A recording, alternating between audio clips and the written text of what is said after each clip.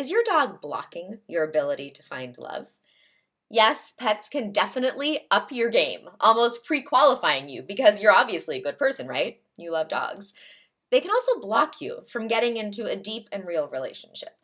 Sometimes you feel like you really don't need anyone else because you have your dog. You snuggle together, fall asleep beside each other, stare into each other's eyes, run along the beach, go on hikes. You may even go shopping and vacationing together.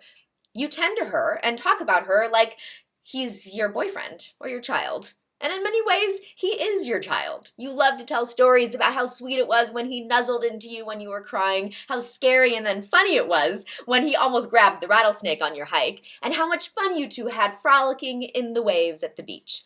You schedule your days around her feeding and peeing schedule. You don't stay out too late because you don't want her to be lonely. Sleepovers are emotionally challenging for you as you lay in another's bed wondering where your furry man is sleeping, what he's destroying, and if he needs to go out. Then you rush home in the morning in order to spend the day together, you and your pooch. And while that's sweet, and believe me, I've done it too, don't let your relationship with your pup preclude you from forming a relationship with a person. While your relationship with your pup is important, so is your dating purpose of finding a real relationship with someone who could be a life partner. Of course, that person must love dogs and appreciate, maybe even respect and admire the relationship that you have with your furry loved one.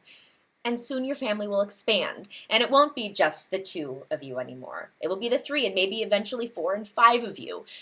I'm not saying to ignore your dog's needs, abandon him every night, and start treating him like just a dog. That would be crazy. What I'm saying is to have a little balance. It's okay to sometimes leave him alone for a little longer, or have a friend or family member stay over, or just to come by to care for him. Hire a dog walker, send her on puppy playdates, or bring him along if you're going to spend the night. And when you do leave your dog for the night, make sure he has his favorite toy to nuzzle up against, and he'll be fine. He'll close his eyes and be perfectly happy in doggy dreamland. Just don't use your dog as an excuse to stay alone and lonely. Unless, of course, your date is truly going horribly, and shoot, I forgot to feed my dog is suddenly a convenient way out of a painfully boring evening.